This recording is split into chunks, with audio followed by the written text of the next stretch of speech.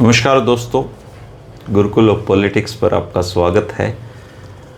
मैं हूं आपका दोस्त धर्मेंद्र कंवारी और हमारे साथ मौजूद हैं हम सब के प्रिय डॉक्टर सतीश त्यागी जी। नमस्कार दोस्तों, सारा खेल ब्रांडिंग का है। राजनीति हो, कारोबार हो, इस दुनिया में जिसकी ब्रांडिंग ज़्यादा मजबूत होगी वो उतना ही ज़्यादा लोकप्रिय होता चला जाएगा। लेकिन राजनीति में एक दिक्कत है। राजनीति में जब आप अपने नेता से बड़े ब्रांड बनने की कोशिश करते हो तो फिर आपको रोका जाता है, रोकने की कोशिशें की जाती हैं। अगर आप उसमें फंस गए तो आप फिर नेता बनने का जो सफ़र है वो अधूरा रह जाएगा, और अगर निकल गए तो फिर नेता बन जाओगे। भारत की राजनीति में पिछले काफ़ी समय से एक नाम काफ़ी चर्चा में आया, और वो चर्चा में इसलिए आया क्योंकि वो पब्लिक इश्यूज उठा रहे थे लगातार। राघव चड्ढा की मैं बात कर रहा हूँ, उन्हीं के लिए भूमिका बांधी है। राघव चड्ढा आम आदमी पार्टी से राज्यसभा सांसद बने। अरविंद केजरीवाल के खासम खास लोगों में से होते थे। एक ज़माने में ऐसा कहा जाता था कि पंजाब में आम आदमी पार्टी की जो असली सरकार है वो राघव चड्ढा ही चलाएंगे। लेकिन राजनीति में दोस्त कभी कभी दुश्मन बन जाते हैं, और धीरे धीरे राघव चड्ढा आम आदमी पार्टी से किनारा करते गए या किनारे कर दिए गए। अभी वो पब्लिक इश्यूज उठाते, इश्यूज की ब्रांडिंग बाहर करते, पूरी पीआर एजेंसी चलाते, और आम आदमी पार्टी के सांसद होते हुए भी वो देश की जनता के जुड़े मुद्दे उठाते हुए काफ़ी लोकप्रिय हो रहे थे कि अब उन पे अरविंद केजरीवाल जी की नज़रें इनायत हो गई हैं। राज्यसभा में डिप्टी लीडर का उनके पास अपनी पार्टी का पद था, वो उनसे ले लिया गया है। तो जो टाइम मिलता है पार्टियों को, अब वो उनको नहीं मिलेगा। राघव चड्ढा ने एक लंबा चौड़ा सा वीडियो बनाया है, वो मैं वीडियो आपको दिखा भी देता हूँ ताकि आप सुन लें। मुझे जब जब पार्लियामेंट में बोलने का मौका मिलता है मैं जनता के मुद्दे उठाता हूँ, और शायद ऐसे टॉपिक्स उठाता हूँ जिसे आम तौर पर संसद में नहीं उठाया जाता है। लेकिन क्या जनता के मुद्दे उठाना, पब्लिक इश्यूज पे बात करना कोई अपराध है? क्या मैंने कोई गुनाह कर दिया, कोई गलती कर दी? Have I done something wrong? ये सवाल आज मैं इसलिए पूछ रहा हूं क्योंकि आम आदमी पार्टी ने राज्यसभा सेक्रेटेरिएट को ये कहा है कि राघव चड्ढा के पार्लियामेंट में बोलने पर रोक लगा दी जाए। जी हां, आम आदमी पार्टी ने पार्लियामेंट को ये सूचित किया है कि राघव चड्ढा को पार्लियामेंट में बोलने का मौका ना दिया जाए। अब भला कोई मेरे बोलने पर रोक क्यों लगाना चाहेगा? मैं तो जब बात करता हूं देश के आम आदमी की बात करता हूं। एयरपोर्ट पर मिल रहे महंगे खाने की बात रखी, जोमेटो ब्लिंकिट के डिलीवरी राइडर्स की प्रॉब्लम रखी, खाने में मिलावट का मुद्दा उठाया, टोल प्लाजा लूट से लेकर बैंक चार्जेस लूट की बात करी, यहाँ तक कि मिडिल क्लास पे टैक्स के बोझ से लेकर कंटेंट क्रिएटर्स पर स्ट्राइक क्यों करी जाती है, टेलीकॉम कंपनियां कैसे 12 महीने में 13 बार हमसे रिचार्ज कराती हैं, डेटा रोल ओवर नहीं देती हैं, रिचार्ज खत्म होने के बाद इनकमिंग रोक देती हैं। तमाम इश्यूज मैंने सदन में उठाए, और ये मुद्दे उठाने के बाद देश के आम आदमी का तो फायदा हुआ, लेकिन इससे आम आदमी पार्टी का क्या नुकसान हुआ?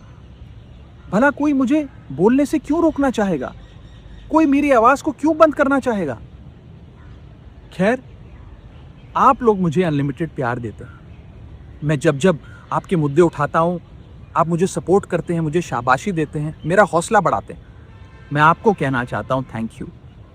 ऐसे ही मेरा हाथ और मेरा साथ थामे रखिएगा, छोड़िएगा मत। मैं आपसे हूं और मैं आपके लिए हूं। और जिन लोगों ने आज पार्लियामेंट में मेरे बोलने का अधिकार मुझसे छीन लिया, मुझे खामोश कर दिया, मैं उन्हें भी कुछ कहना चाहता हूं। मेरी खामोशी को मेरी हार मत समझ लेना। मेरी खामोशी को मेरी हार मत समझ लेना। मैं वो दरिया हूं जो वक्त आने पर सैलाब बनता है। जय हिंद।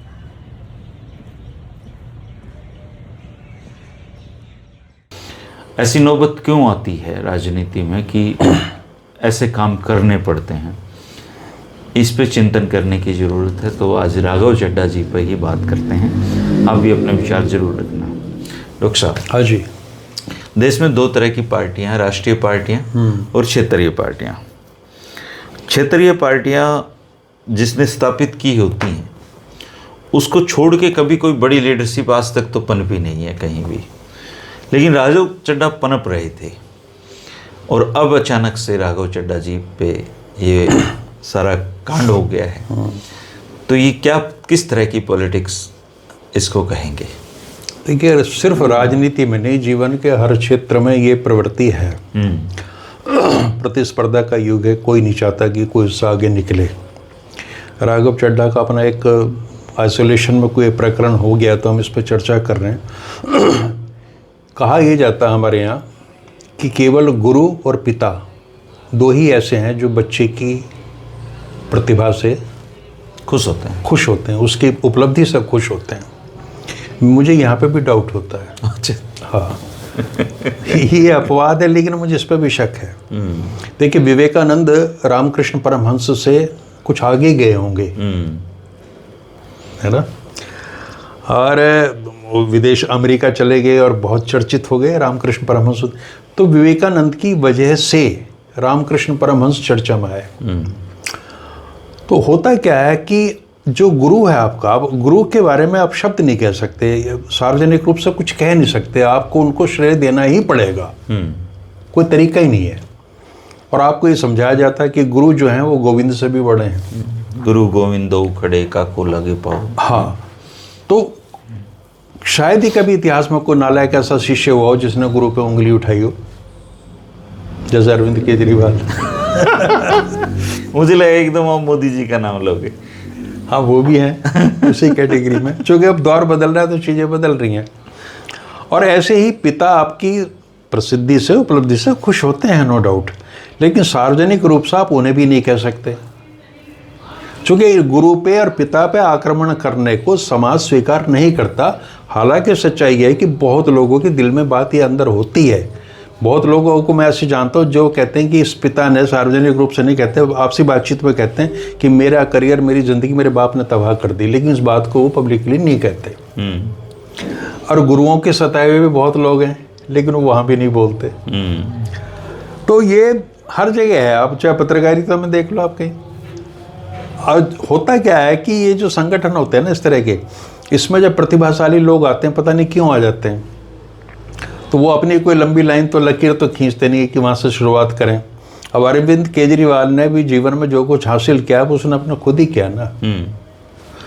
और अब अगर राघव चड्ढा अरविंद केजरीवाल के व्यक्तित्व पे या उससे आगे निकलना चाहेंगे तो अरविंद केजरीवाल क्यों स्वीकार करेंगे? केजरीवाल ने तो प्रशांत भूषण को, योगेंद्र यादव को, संतोष हेगड़े को, कितनी बड़ी बड़ी हस्तियां उस संघर्ष में, अन्ना तो गुरु का ही दर्जा दे सकते हैं। तो उसने अब ये देख लिया कि पार्टी बन गई, मैं पार्टी का अध्यक्ष हूँ और पार्टी पर मेरा एकमात्र नियंत्रण रहेगा। तो उसने जितनी भी ये कांटे थे, इनमें सब में प्रतिभा थी, इनको निकाल दिया, सारी प्रतिभा को बाहर निकाल दिया।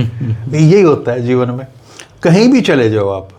कोई अब जितनी आप मेडिकल स्टूडेंट्स में या लॉ स्टूडेंट्स में आप ये देख लो कि वहाँ कितनी प्रतिस्पर्धा रहती इन चीज़ों को। मतलब कोई HOD अपने जूनियर डॉक्टर को नहीं चलने देगा, चाहे उसमें कितना ही टैलेंट हो।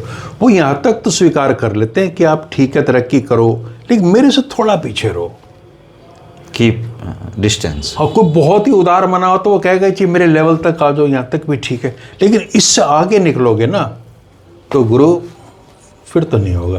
तो जीवन के हर क्षेत्र में ये व्याधि है, राजनीति में बहुत ज़्यादा है।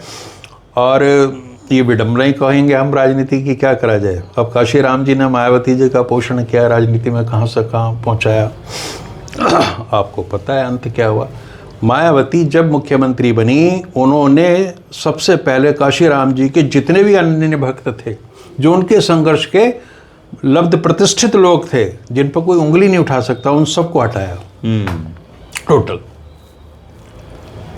अब बहुत नेता मिल जाएंगे आपको ऐसे ही। तो ऐसी जो हमारी प्राइवेट लिमिटेड पार्टियां हैं, जो परिवारवादी पार्टियां हैं, उनमें आप देख लीजिए, अगर उसमें कोई आके ये सोचे कि मैं अपनी प्रतिभा का योगदान दूंगा, तो वहाँ जो शिखर पे बैठा है जो व्यक्ति है, और उसके अपने बेटे भी मान लिया सक्रिय हो राजनीति में, तो पहले तो वो यही मान कर चलेगा कि ना तो मेरे लिए चुनौती बने और ना आने वाली जनरेशन के लिए मिले। तो उसकी प्रतिभा का धीरे धीरे वो दोहन करता रहेगा जितने काम किए, और उसके बाद उठा के फेंक देगा एक मौके पे। हरियाणा की राजनीति में घने उदाहरण आपके पास हैं, बड़े प्रतिभाशाली लोग हैं, लेकिन बस वो अपने राजनीतिक सर्वाइवल के लिए, अपने सियासी वजूद के लिए वो उसी व्यक्ति पर निर्भर है, क्योंकि उस व्यक्ति में, शिखर पर बैठे उस व्यक्ति में एक खास किस्म की प्रतिभा है। वो आपको मंच दे रहा है, प्लेटफॉर्म दे रहा है।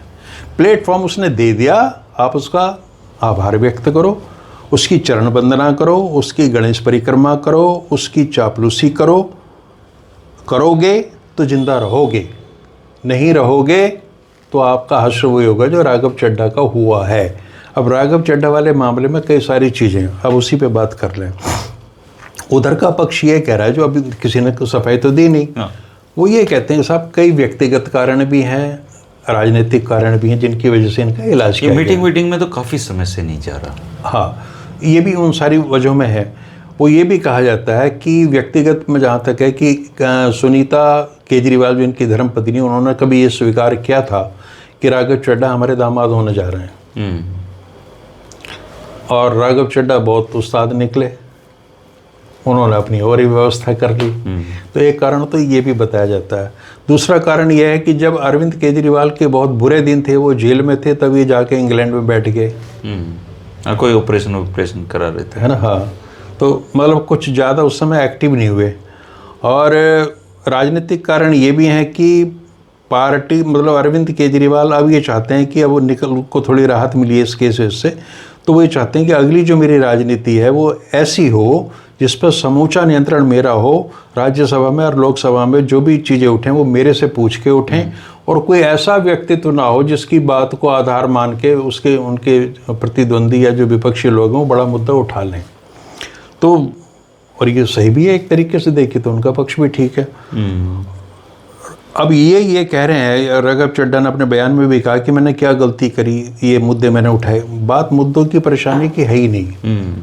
मुद्दे तो संजय सिंह लगातार उठाते रहे हैं, बहुत बाचाल हैं लोकसभा में, तो संजय सिंह से ज़्यादा कौन, लेकिन वो अपनी आम आदमी पार्टी से जुड़े मुद्दे उठाते हैं। हाँ, तो संजय सिंह अभी तक उन पर उंगलियां उठ नहीं रही। हालांकि आप देख रहे होगे मीडिया में इस तरह की चर्चाएं आती हैं कि संजय सिंह भी भाजपा में जा सकते हैं या दल बदल कर सकते हैं, और राघव चड्ढा की तो कई दिन से चल रही थी, ये भी जा सकते हैं। तो पार्टी में अब ये देखो, राघव चड्ढा के बाद ये जिम्मेवारी किसको दी है? वो अशोक मित्तल को दी है, जो आपके कौन सी है ये यूनिवर्सिटी पंजाब में बड़ी मिठाई की दुकान चलाते हैं। हाँ, लवली प्रोफेशनल यूनिवर्सिटी के मालिक हैं, और वो अरबपति आदमी है, उसको बोलना भी नहीं। हाँ, उसको बोलने से मतलब तो उसको वो बोलेगा ही नहीं, शांत नहीं वो रहेगा। तो उन्होंने ये भी देखा है कि जो व्यवस्था राघव चड्ढा, जितने भी राज्यसभा में सांसद आए हैं, ये कहा जाता है जो अमीर लोग हैं इनकी पार्टी में, अरबोपति खरबोपति, वो उनको राघव चड्ढा ही लाए थे। अच्छा, मैनेजर उनके वो। हाँ। तो अब राघव चड्ढा का वो रोल भी लगभग खत्म हो गया है।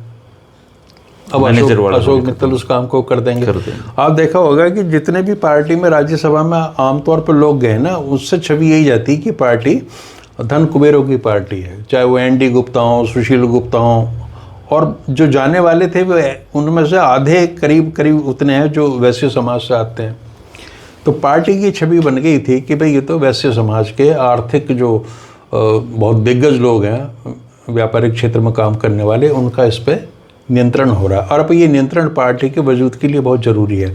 आपको धन भी चाहिए, तो वो व्यवस्था और करने वाले लोग हैं, तो इनको। दूसरी इनकी जो समस्या थी, कई सारे इश्यूज इन्होंने उठाया, सरकार ने एकदम उन पर एक्शन ले लिया। यहाँ से हीरो बना रहे थे चड्ढा को। इन्होंने कहा जी एयरपोर्ट पर सस्ती चाय नहीं मिल रही, बोला तो मिल जाएगी।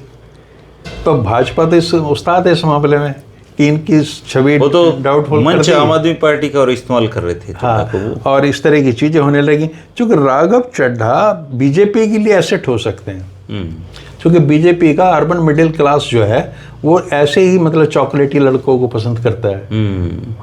अरुण जेटली भी इसी लिहाज के थे, तो ये अरुण जेटली के रिप्लेसमेंट हो सकते हैं भाजपा में। को एक इस तरह की बात करते हैं, और एक इन्होंने अब अपना आधार बना लिया थोड़ा सा इन सारी चीज़ों में। तो अरविंद केजरीवाल को सामने बहुत सारी चुनौतियां इन्होंने पैदा कर दी थी बैठे बिठाए। उनको ऐसा लगा, हो सकता है इनके मन में कोई भी चीज़ ना हो। नहीं, मन में तो था ही सर। देखिए जिस तरह की ये सफाई दे रहे हैं, उससे हमें ये मानना पड़ेगा, ये भी चलो बेनिफिट ऑफ डाउट दे दो कि भाई शायद ये ना सोच रहे हो, लेकिन जिसने एक्शन लेना वो तो कुछ चीज़ें सोच रहा है ना, तो उसने एक्शन ले लिया।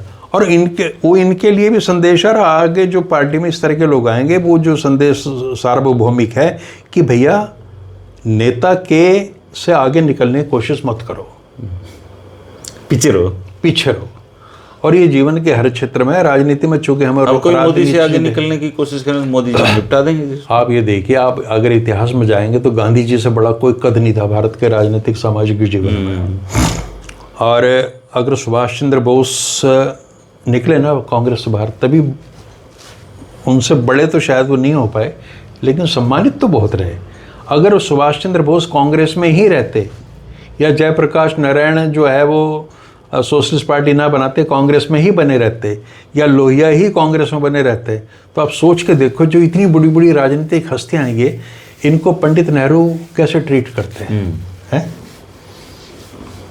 हालांकि पंडित जवाहरलाल नेहरू का कद बहुत बड़ा था, लेकिन असुरक्षा का बोध हर बड़े आदमी पे भी होता है। हालांकि चड्डा ने इशू जो उठाए वो पब्लिक से जुड़े हुए थे, वो मतलब अगर बीजेपी के सांसद भी उठाएं तब भी कोई बुरी बात नहीं। हाँ, नहीं, बड़ी अच्छी बात है। इशू जो देखिए, राघव चड्डा कोई अनपढ़ या नासमझ व्यक्ति तो है नहीं। दूसरा वो एक बढ़िया पीआर एजेंसी थी उनके, अगर वो इन सारी चीज़ों पे चले हैं तो उन्होंने पहले अपने दिमाग में खाका खींचा है।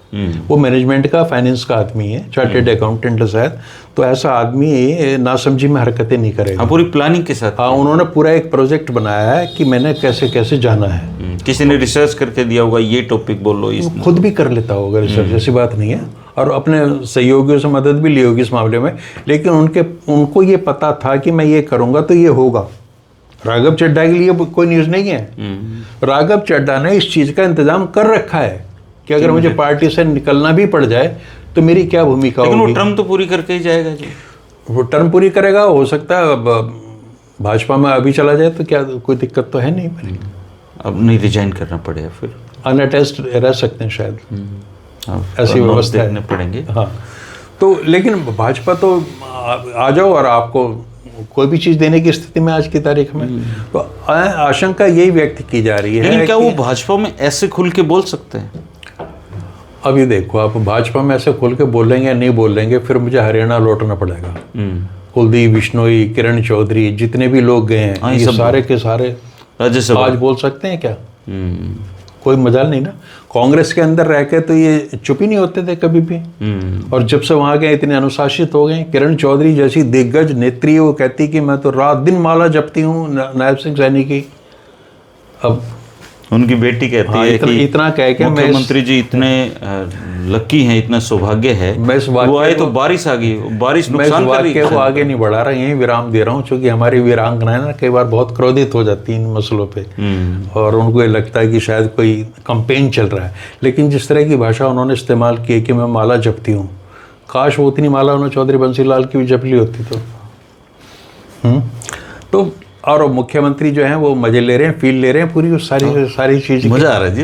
अब देखो ना, समस्या ये है कि आज खट्टर साहब के कशीदे अब नहीं पढ़े जाते, कोई नाम भी नहीं लेता मन से। और जिस दिन खट्टर साहब के बारे में ये हो जाएगा कि हरियाणा से जुड़े हुए मुद्दों पे अब उनकी राय नहीं ली जा रही है, उनकी नहीं चल रही, तो जितना थोड़ा बहुत बचा है ना, वो भी खत्म हो जाएगा। यशस्वी और माननीय कहना भी बंद हो जाएगा।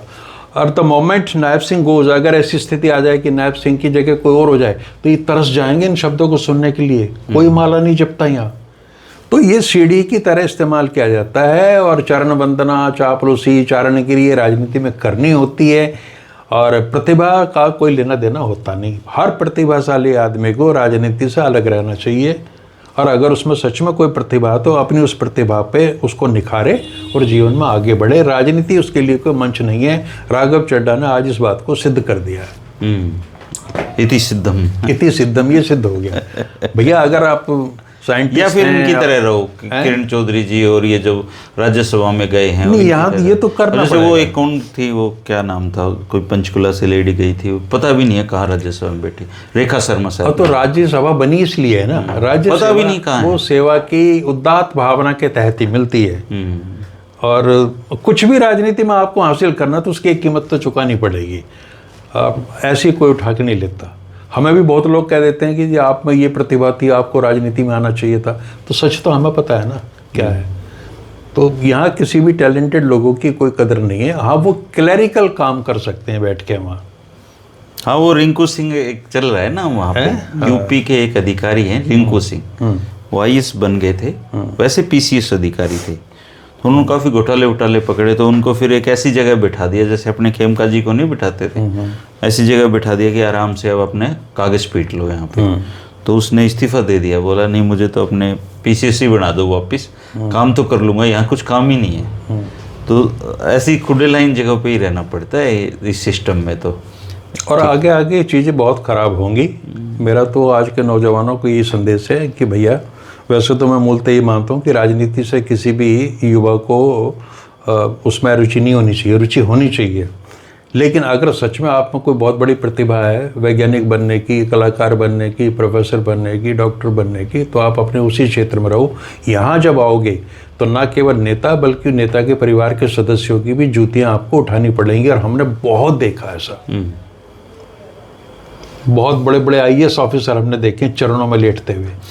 एक बहुत बड़े IPS थे, वो उन्होंने पार्टी ज्वाइन कर ली, एक क्षेत्रीय पार्टी। तो उस मीटिंग में मैं भी गया हुआ था।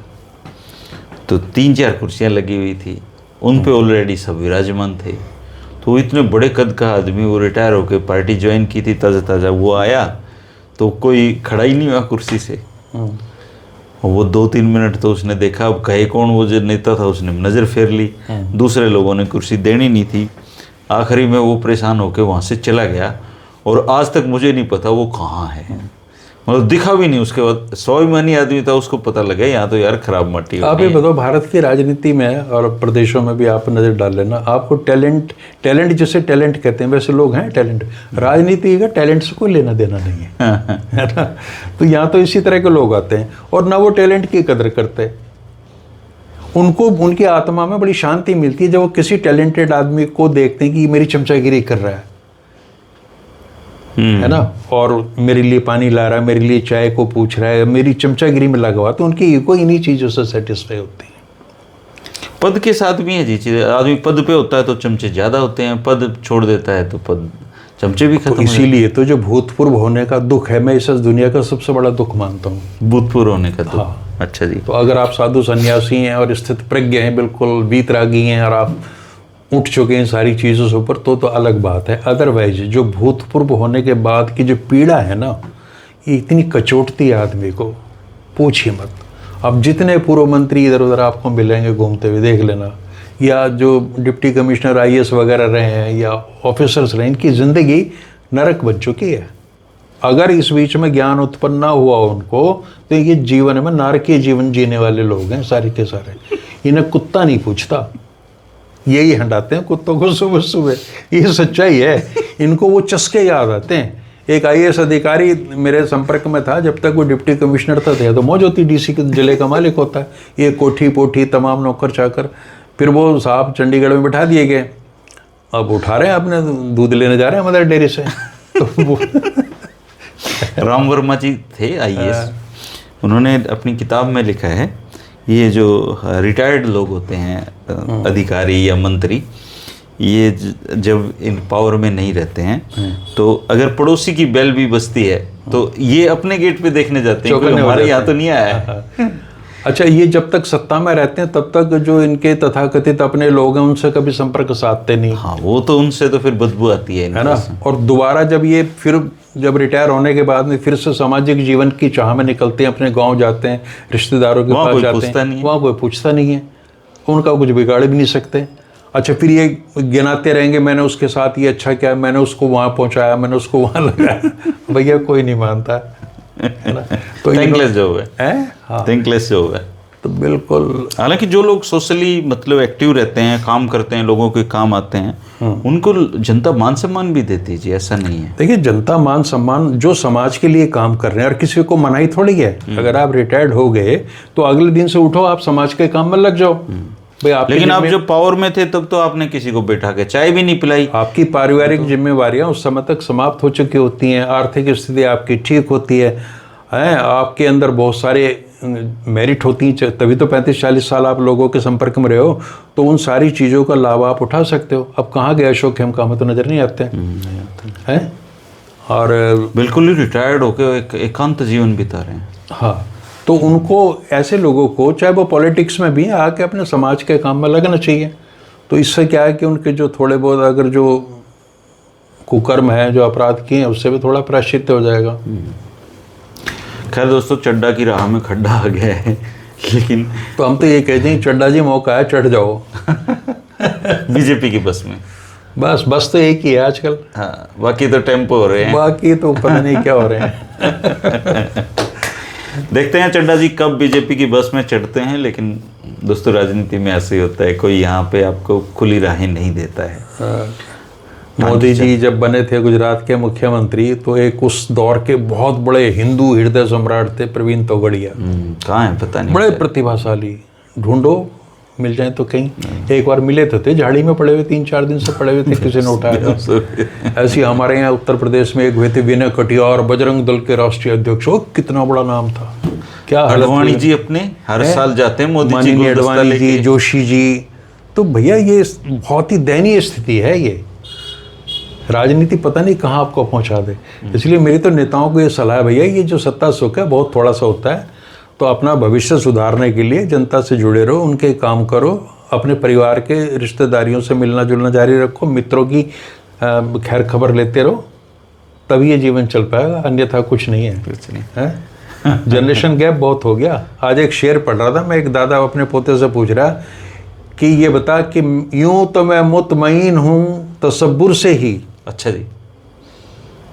यूं तो मुतमईन हूँ मैं तसब्बुर से ही, मतलब कल्पना तेरी मेरे को आ रही है, मैं इसी से संतुष्ट हूँ, लेकिन अब तुझे देखने की तलब बहुत है। तो बोला इसमें कवि क्या कहना चाहता है शायर? बोला वो वीडियो कॉल करना चाहता है। इतना जनरेशन गैप है। करनाल में एक डॉक्टर घर से रेस्क्यू किया गया जी। अच्छा। और वो इतनी दयनीय हालात में था कि अगर आप वीडियो भी देख रहे हैं तो मतलब इतनी करुणा पैदा हो जाएगी देख के। 2 बच्चे हैं जी, दोनों उनके बाहर सेटल हैं विदेश में। वो धीरे धीरे अकेला रह के और दिमाग पे वो चीज़ें हावी होती गई। वो लोगों ने रेस्क्यू किया, उसने महीनों से तो कपड़े साफ नहीं किए जी अपने।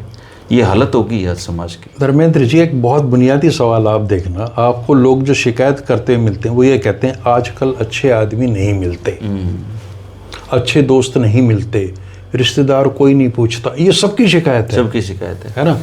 और माँ बाप की उपेक्षा बड़ी हो रही है सबकी। तुम पूछ लो भाई, है ना। और सब अकेले हैं और अकेलेपन का रोना रो रहे हैं। अरे 10 आदमी अकेले हो तो बैठ जाओ, फिर किस चीज़ का अकेलापन है? किसने रोका है? रोक कौन रहा है? तुम्हें आपस में बात करने से रोका किसने है? तो एक अजीब किस्म के उन्माद अशोक का गर्ग दौर जी है। से मैं पूछ रहा था रिटायरमेंट के बाद कि अब लोग आते हैं मिलने।